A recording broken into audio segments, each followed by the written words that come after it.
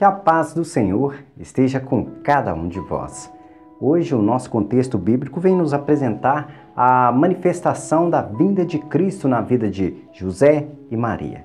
Como nós sabemos muito bem, José estava preparando-se para casar com Maria e Maria tinha sido prometida a José para que os dois pudessem ter essa relação e serem casais. Na cultura daquela época existia essa questão das pessoas se prepararem uma para a outra e não havia esse contexto como nós conhecemos nos dias de hoje. Hoje nós nos casamos escolhendo quem nós acreditamos ser melhor para as nossas relações. E naquela época existia essa condição na qual as pessoas eram preparadas indiretamente para receberem uma outra pessoa para poderem se casar. Às vezes nem conheciam a pessoa na qual iriam se casar e casavam às escuras. E é claro que existiam as situações também que a pessoa sabia com quem iria casar. Se nós pararmos para analisar muito bem isso, nos dias de hoje seria até complicado isso acontecer, porque hoje nós temos opinião própria, nós vivemos numa sociedade que temos uma cultura diferente, a nossa cultura é de conhecer as pessoas, de nos relacionar com elas para termos a certeza se aquilo é o que nós queríamos. Então mudanças acontecem e nós temos que compreender que isso Deus compreende. Deus sabe que conforme a evolução da sociedade vai acontecendo, elas vão se adaptando às realidades dos tempos. Então a nossa realidade de hoje é que nós nos conhecemos primeiro para poder assumir essa responsabilidade que é o casamento. O casamento ele é necessário basicamente para que as pessoas possam construir juntas valores sólidos. E esses valores sólidos é que levam ela a conseguir a salvação. Para alguns isso é muito bom. Isso acaba dando a ela um norte para poder encontrar os caminhos, para poder seguir a vontade de Deus. E a gente sabe que tem pessoas que não escolhem esses caminhos, preferem viver a vida de solteiro e quando elas fazem essa opção, muitas vezes vivem os pecados, aproveitam de forma desordenada o pecado. Por serem pessoas livres, acabam vivendo às vezes os usos de drogas, as prostituições e assim por diante. E hoje nós, se pegarmos o contexto aí, invadirmos o mundo dos pecados, nós podemos perceber coisas terríveis em relação a isso.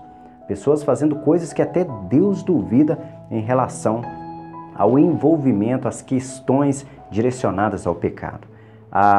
É claro que nós temos que ter respeito em relação a essas coisas, porque se nós nos adentrarmos nesse mundo, é perigoso nós cairmos em tentação.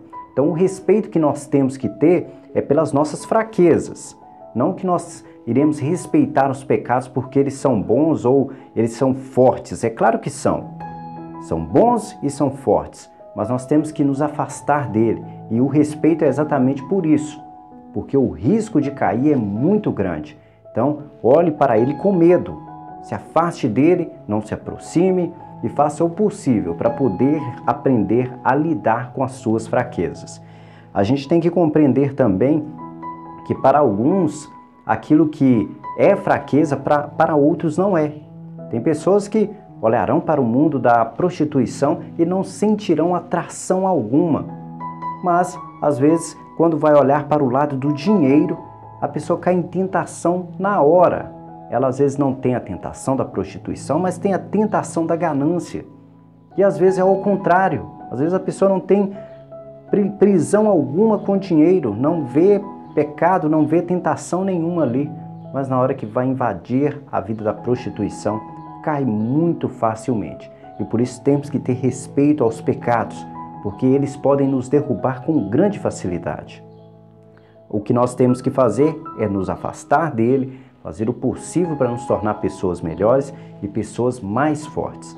E o nosso contexto de hoje nos apresenta essa vida que foi preparado para receber Jesus Cristo, que era de Maria e José, que eram vidas de pessoas que se afastavam desses pecados. Pessoas que foram das 14 gerações que Jesus iria vir, que eram pessoas que estavam compactuadas a exatamente viver o amor de Deus, pessoas que observavam a palavra de Deus. E essas pessoas, nos deram, dentro dessas gerações, conhecimento, aprendizado e preparação para que Jesus estivesse num ambiente no qual pudesse praticar aquilo que Deus havia o enviado para fazer, que é ensinar a palavra de Deus. Cristo foi enviado para levar a palavra de Deus a todas as nações. Foi preparado para que morresse na cruz para a remissão dos nossos pecados através do seu sangue. E essas pessoas que passaram de geração em geração repassaram esse conhecimento para que, quando Jesus viesse, compreendessem que Jesus estava ali para que se cumprisse aquelas profecias. No mais, esse é o nosso aprendizado de hoje da nossa palavra, que nós possamos ser pessoas preparadas como Maria e José foram preparados pelo nosso conhecimento. Busque na Bíblia Sagrada esse conhecimento, busque através das pessoas importantes da nossa sociedade aí, que são os nossos padres, os nossos pastores, pessoas que você tenha a compreensão que estão contextualizados com a nossa Bíblia Sagrada. Não falsos profetas, porque tem muitos falsos profetas por aí, que pregam a salvação pela compra dela. A gente não compra a nossa salvação. A salvação é gratuita, ela requer de nós o nosso compromisso, o nosso comprometimento com aquilo que Cristo nos ensinou. Então se comprometa ao que Cristo te ensinou, tenha fé no seu coração que a sua salvação será natural.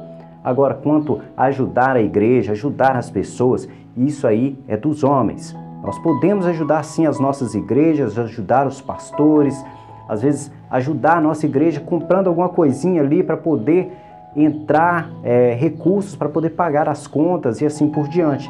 Mas que a igreja seja sincera, que mostre às pessoas que o dinheiro que ela precisa seja para poder dar manutenções necessárias à existência dela, mas jamais para poder usar o nome de Deus e assim dizer que aquele dinheiro é para Deus. Deus não quer dinheiro algum. A única coisa que Deus quer é que nós tenhamos fé, pratiquemos o amor e vivamos o amor de Deus. Mas, se possível, tire um pouco daquilo que você conquista e dê, para que a obra de Deus continue acontecendo. Mas não para Deus, mas para a obra acontecer. No mais, vamos passar para os comentários do vídeo de ontem.